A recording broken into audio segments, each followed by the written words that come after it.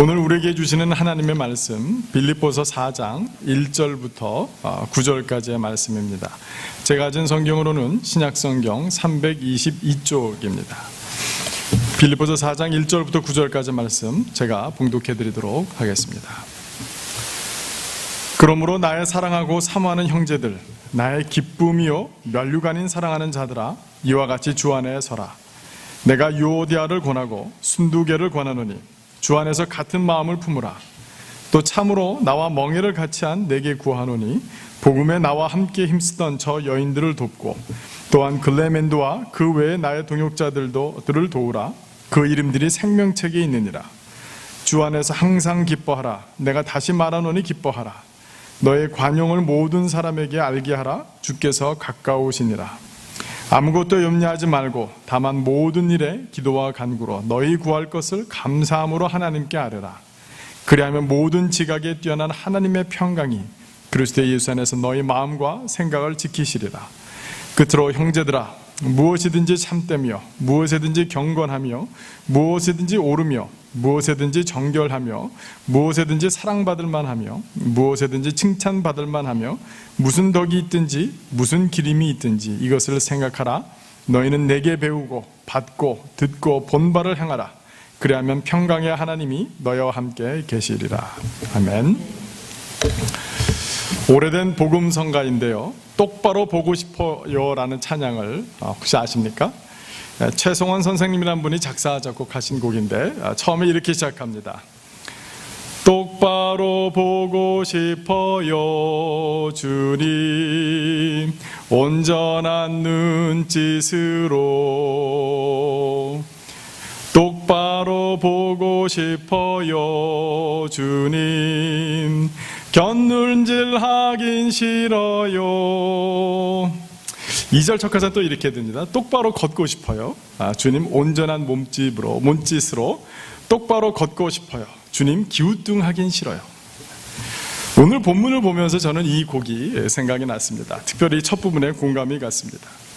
이 4장 1절 말씀을 보시면 그러므로 나의 사랑하고 사모하는 형제들, 나의 기쁨이요 면류관인 사랑하는 자들아 라고 사도 바울께서 이 빌립보 교인들을 호칭하면서 그 애정이 얼마나 깊이 담겨 있는지요, 거듭하고 강조하고 두 번씩이나 그들의 이름을 불렀습니다. 그런데 안타까운 것은 무엇입니까? 이렇게 사모하고 사랑하는 형제들, 기쁨이요 면류관이라고 부를 수 있는 이 사람들이 흔들리고 있었습니다. 사랑하는 사람들이 흔들리는 모습을 보자 그는 가만히 있을 수 없어서 펜을 들었던 것입니다. 그리고 그들 안에 마지막으로 부탁했습니다. 주 안에 서라. 우리나라 성경에는 번역이 되지 않았지만 원문을 보면 굳게라는 말이 있습니다. 그러니까 사도 바울께서는 이 흔들리고 있던 빌립보 교인들에게 주 안에서 굳게 서라라고 권면하고 부탁하고 있는 것입니다. 아마 이 편지를 처음 받았던 빌립보 교인들은 아마 이렇게 노래했을 것 같아요. 똑바로 서고 싶어요 주님, 온전한 믿음으로. 똑바로 서고 싶어요 주님, 흔들리긴 싫어요. 아마 이렇게 찬양하지 않았을까요? 그렇습니다. 빌립보 교인들은요, 교회 안에서 영향력 있는 사람들의 관계가 어려웠습니다. 그래서 교회 전체가 흔들렸어요. 교회가 흔들림으로 말미암아 교회 안에 있는 사람들끼리가 서로 돕지를 못했어요. 서로 인색하게 행했습니다. 그 오늘 본문 가운데 나오는 이야기입니다. 인색함으로 흔들렸습니다. 교회가 흔들리니까 개인의 믿음 생활이 흔들리기 시작하는 거예요. 그로 말미암아 교인들이 염려하기 시작했습니다. 그들의 마음과 생각이 흔들렸습니다. 그들은 배운 바대로 행하지 않았습니다. 또 배운 바대로 행동하지 않았기 때문에 그들은 흔들렸던 것입니다. 아마 우리의 인생도 동일한 것 같습니다. 우리의 현재의 삶도 빌립보 교인들이 흔들렸던 이유들, 아니 그 외에도 많은 다른 이유들로 아마 흔들리고 있는지 모르겠습니다. 이 흔들리는 세상이 흔들리기 때문에 우리가 흔들리기도 하죠. 이 흔들리는 세상, 이 흔들리는 우리의 인생 가운데서 우리는 어떻게 하면 이 주 안에서 굳게 설 수 있겠습니까? 오늘 사도 바울이 빌립보 교인들에게 주었던 해법, 그들의 권면이 우리에게도 동일하게 적용이 되는 줄 믿습니다. 사랑하는 성도 여러분, 우리의 인생이, 우리의 믿음이, 우리의 마음이, 우리의 생각이 흔들리는 세상 가운데서도 흔들리지 않냐고 굳게 서기 위해서는 무엇보다도 교회의 공동체를 소중히 여길 수 있어야 합니다. 가화만사성이라고 합니다. 집이 화목해야 모든 일이 잘 성사된다는 것이지요. 이는 교회도 마찬가지인 것 같습니다. 아마 이민 생활에서는 더욱더 그런 것 같습니다. 관계들이 넓지 못하고 직장이나 사업이나 그 다음에 교회가 삶의 굉장히 중요한 관계의 터전이 됩니다. 이 가운데서 교회가 흔들리면 우리 모두가 흔들리게 되기 마련인 것입니다.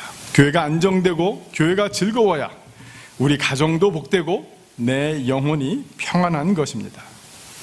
그러나 안타까운 것은 자기 가정을 화목하기 위해서는 우리는 최선을 다하고 노력을 하지만 간혹 가다가 교회는 오래 다녀도 이것은 내 교회가 아닌 양, 내 일이 아닌 양, 내 가족이 아닌 양 손님처럼 행하는 그런 분들도 없지 않다라는 것입니다. 그런 분들을 보면 저는 그 개인의 영혼과 그 가정이 안타까워요. 왜냐하면 우리가 깨달아야 될 것은 뭐냐면 교회를 떠난 믿는 이, 교회를 떠난 나는 있을 수 없다라는 것입니다. 교회를 떠난 성도는 있을 수 없다라는 것을 우리는 깨달아야 되는 것입니다. 서로 얼마나 긴밀하게 살아있는 것처럼 연결되어 있는지를 깨달아야 되는 줄로 믿습니다. 사도 바울이 이 사랑하는 빌립보 교인들에게 주 안에서 굳게 서라라고 얘기하면서 제일 처음 제기한 문제가 무엇이었어요? 2절을 보니까요, 내가 유오디아를 권하고 순두계를 권하니 주 안에서 같은 마음을 품으라 라고 했던 것입니다. 빌립보 교회가 흔들리고 있었어요. 교회의 유력함. 아마 이 두 분들은요, 그 3절에 나와 있는 것처럼 또 참으로 나와 멍에를 같이 한 내게 구하노니 복음에 나와 함께 힘쓰던 저 여인들을 돕고, 여기서 복음에 나와 함께 힘쓰던 저 여인들이 누구겠습니까? 바로 2절에 나오는 유오디아와 순두계일 가능성이 높겠죠.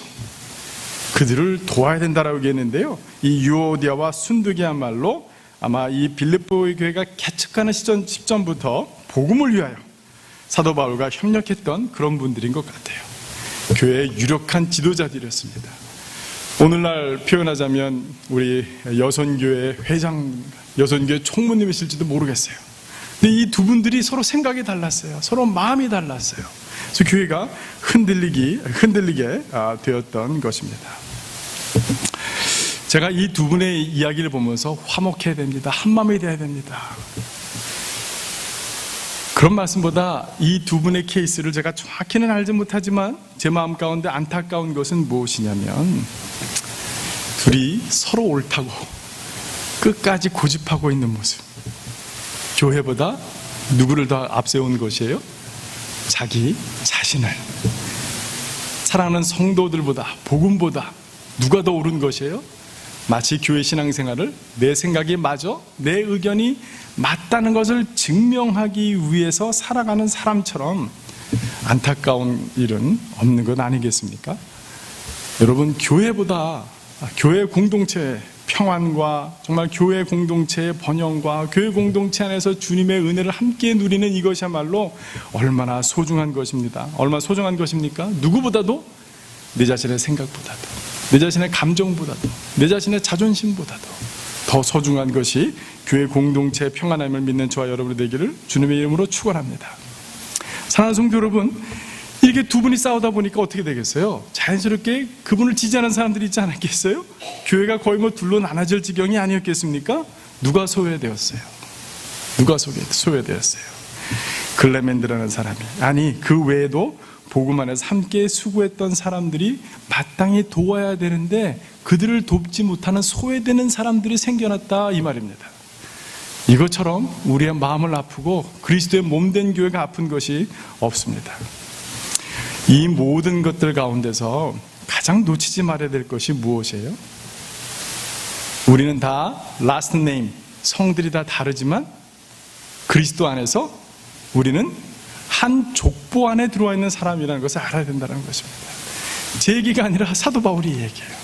우리 같이 함께 3절 말씀 함께 한번 읽어볼까요? 시작. 또 참으로 나와 멍에를 같이 한 내게 구하노니 복음에 나와 함께 힘쓰던 저 여인들을 돕고 또한 글레멘도와 그 외에 나의 동역자들을 도우라. 그 이름들이 생명책에 있느니라. 아멘. 우리 성도 여러분 두 분씩 짝져서 한번 마주 보시기 바랍니다. 저를 따라서 한번 서로 고백해 주셨으면 좋겠습니다. 몰랐는데요, 족보가 같네요. 예, 우리는 몰랐는데요, 족보가 같은 사람들입니다. 한 족보에 이름이 올라가 있는 사람들이에요.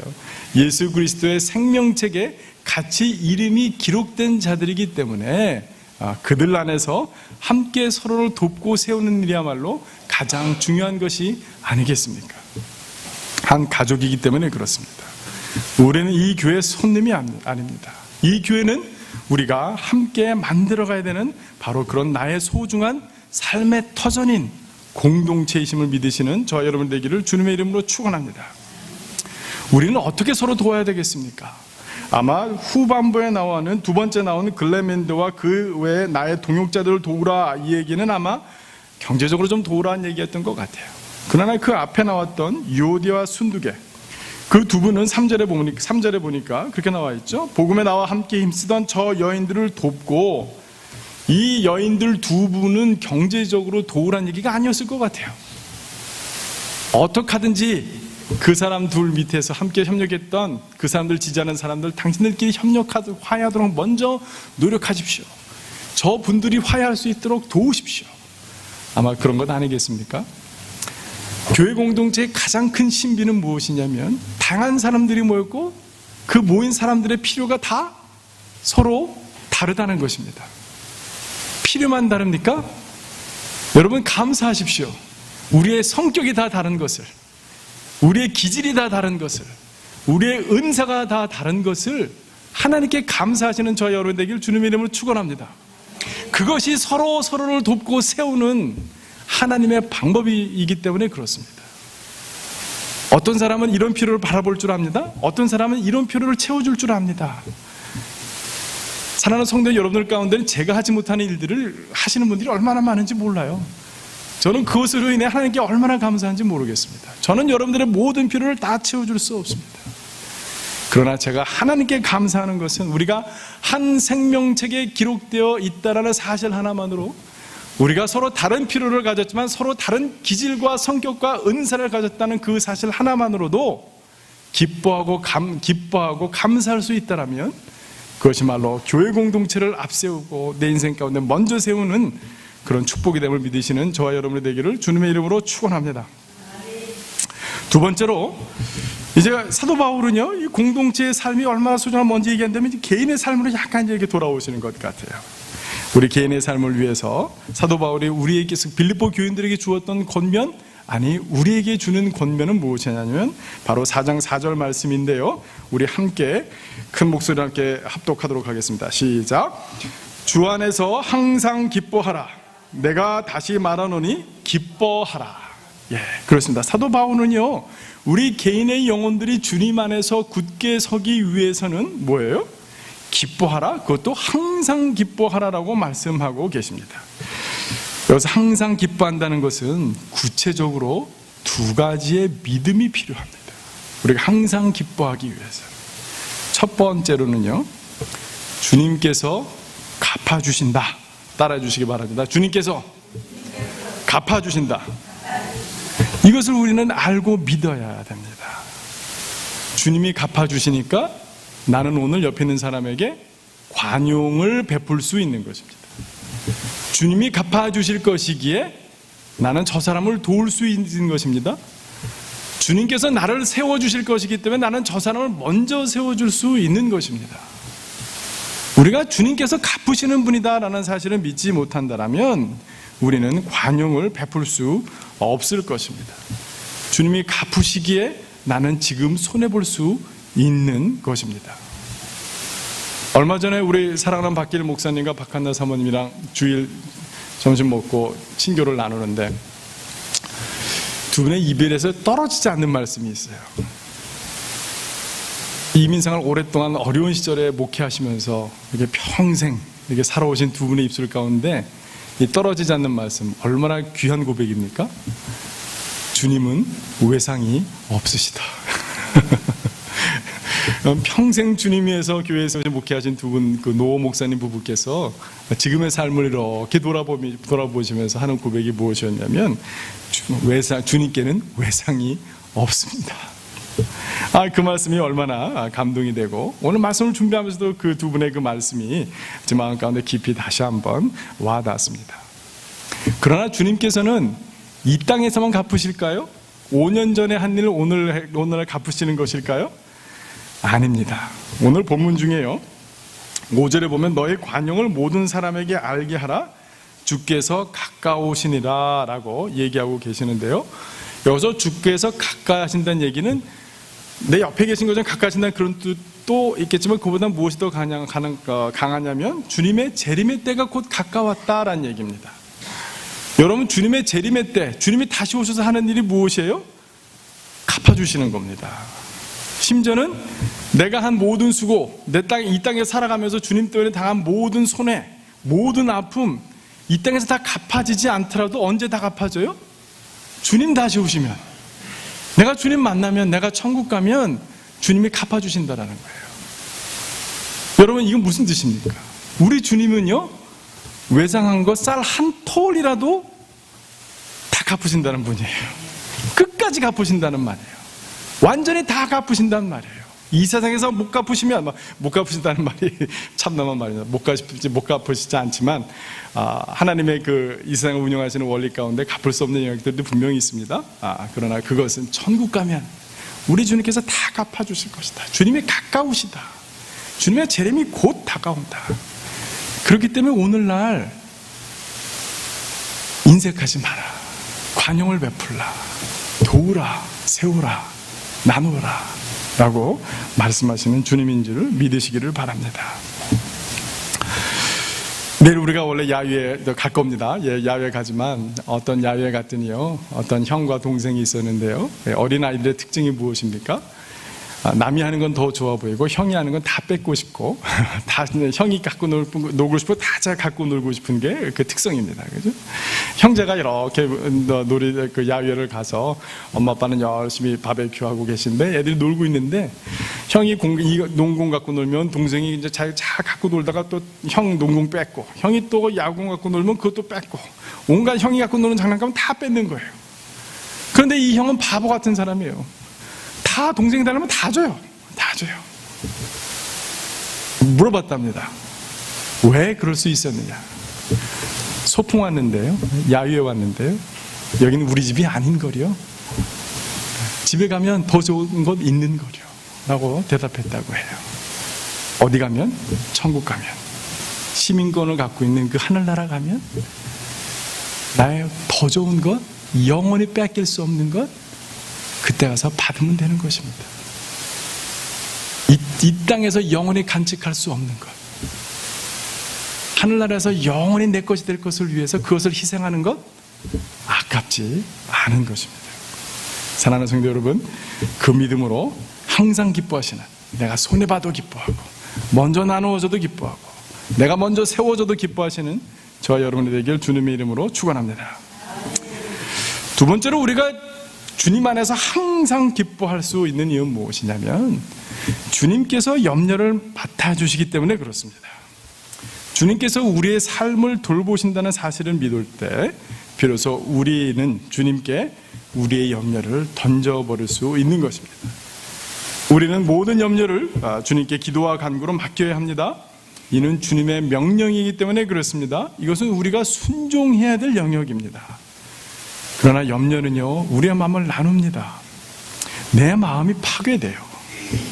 그때마다 우리는 염려를 주님께 맡기라는 말씀에 순종해야 됩니다. 염려는 불순종이기 때문에 그렇습니다. 아니, 염려는 사실은 교만입니다. 왜냐하면 감당할 수 없는 짐을 나 스스로 감당하겠다고 몸부림치는 것이기 때문에 그렇습니다. 염려는요, 사단 마귀에게 길을 내주는 것이에요. 염려로 말미암아 사단 마귀를 내 마음에 들어서 마음껏 놀라고 놀이터를 제공해주는 그런 꼴이 되고 마는 것입니다. 이와 관련되어서 꼭 같이 함께 읽어보고 싶은 말씀이 있습니다. 베드로전서 5장 6절에서 10절 말씀, 좀 길지만 같이 함께 봤으면 좋겠는데요. 베드로전서가 바로 이 부분에 대해 사도 베드로가 굉장히 통찰력 있는 가르침을 주고 있기 때문에 그렇습니다. 신약성경 제가 가진 성경으로는 382쪽입니다. 베드로전서 5장 6절부터 10절까지 말씀 제가 한번 봉독해 드리도록 하겠습니다. 그러므로 하나님의 능하신 손 아래서 겸손하라. 때가 되면 너희를 높이시리라. 너희 염려를 다 주께 맡기라. 이는 그가 너희를 돌보심이라. 근신하라 깨어라. 너희 대적 마귀가 우는 사자같이 두루다니며 삼킬 자를 찾나니 너희는 믿음을 굳건하게 하여 그를 대적하라. 이는 세상에 있는 너희 형제들도 동일한 고난을 당하는 줄을 알미라. 모든 은혜 하나님 곧 그리스도 안에서 너희를 부르사 자기의 영원한 영광에 들어가게 하시니가 잠깐 고난을 당한 너희를 친히 온전하게 하시며 굳건하게 하시며 강하게 하시며 터를 견고하게 하시리라. 아멘. 오늘 본문 말씀 가운데 7절을 보면 너희 염려를 다 주께 맡기라. 이는 그가 너희를 돌보심이라 라고 사도 베드로가 얘기해 주고 계십니다. 그런데 제가 좀 전에 말씀드린 것처럼 앞에 6절을 보니까 그러므로 하나님의 능하신 손 아래서 겸손하라. 때가 되면 너희를 높이시리라. 스스로 높아지려고 염려하는 것입니다. 교만한 것이에요. 자기가 스스로 책임지려고 자기 문제를 스스로 해결하려고 하다 보니까 염려가 들어오는 것입니다. 그러니까 주님께서는 겸손과 염려를 맡기라는 것을 사도 베드로는 연결시키고 있어요. 또 하나 연결시키죠. 8절 말씀 보니까 뭐예요? 근신하라 깨어라. 너희 대적 마귀가 우는 사자같이 두루다니며 삼킬 자를 찾나니. 지금도 사단 마귀가 예수 그리스도를 믿는 성도들의 믿음을 어떻게 빼앗아갈까, 낙심시킬까, 주님의 주님을 향한 믿음을 약하게 만들까, 우는 사자처럼 삼킬 자를 찾고 다니는데 뭐가 그 길을 열어주는 거예요? 염려를 주님께 맡기지 못하고 자기가 붙들고 있을 때 사단 마귀가 우리를 공격해 온다는 바로 그런 말씀입니다. 그런데 이 사도 베드로가 뭐라 그래요? 믿음을 굳건하게 하고 그를 대적하라. 겸손하라. 염려를 맡기라는 얘기죠. 사단 마귀를 대적하는 방법이 뭐예요? 기뻐하고 감사하고 염려를 맡기고. 사단 마귀가 갑자기 눈에 나타난 것이 아닙니다. 그렇죠?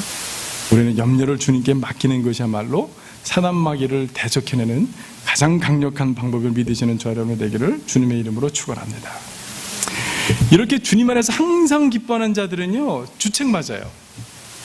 왜 그렇습니까? 주님이 책임지는 인생을 살기 때문에 이런 사람들은 제 어떤 목사님이 재밌는 표현을 쓰셨어요. 주책 맞다라는 표현을 썼는데 우리는 주책 맞은 사람들입니다. 모든 성도들은 주님이 책임지는 인생을 살기 때문에 믿는 것입니다.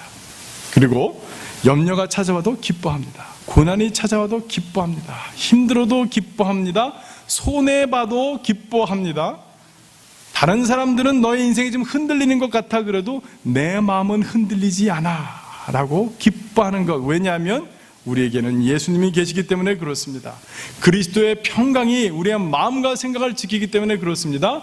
평강의 하나님이 우리와 늘 함께 계시기 때문에 그렇습니다. 그것이야말로 주님이 책임지는 인생, 성도들의 주책맞은 인생이심을 믿는 저와 여러분에게 주님의 이름으로 축원합니다. 마지막으로 사랑하는 성도 여러분, 이 오늘 본문 말씀 가운데 보면 빌립보서 4장 8절 9절 말씀, 8절에 이런 권면을 사도 바울은 하고 있습니다. 끝으로 형제들아 무엇이든지 참되며 무엇이든지 경건하며 무엇이든지 오르며 무엇이든지 정결하며 무엇이든지 사랑받을 만하며 무엇이든지 칭찬받을 만하며 무슨 덕이 있든지 무슨 기름이 있든지 이것들을 생각하라 라고 얘기해주고 있습니다.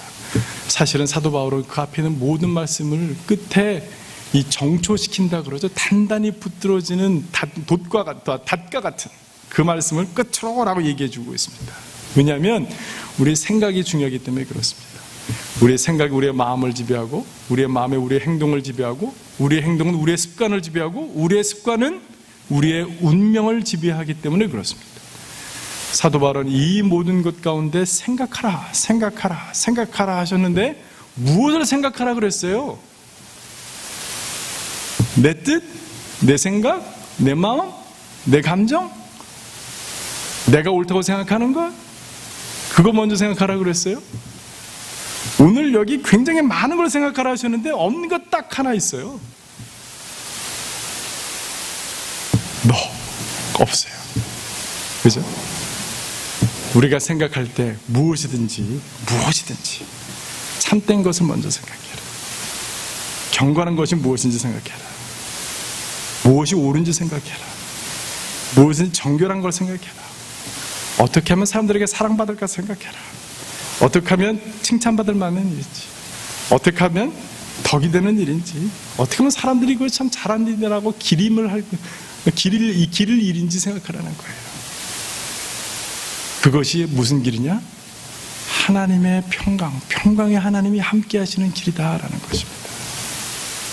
주 안에서 굳게 서기 위해서 여러분, 우리를 내려놓고 우리의 생각을 뒤로 하고, 무엇보다도 무엇이 정결하고 무엇이 거룩하고 무엇이 사랑받을 만하고 무엇이 칭찬받을 만하고 무엇이 덕이 되는지 그 일을 먼저 생각할 때에 평강의 하나님이 저와 여러분들 가운데, 여러분들의 가족 가운데, 우리의 교회 가운데 언제나 함께 하실 것입니다. 사랑하는 성도님들, 주 안에서 어떻게 하면 바로 서겠습니까? 어떻게 하면 굳게 서겠습니까? 생명의 족보에 함께 이름을 올린 사람들, 그들과 함께 사는 기쁨, 공동체를 세우는 일 가운데 자신을 들이십시오. 공동체가 설 때 비로소 내가 평안합니다. 내가 기쁩니다.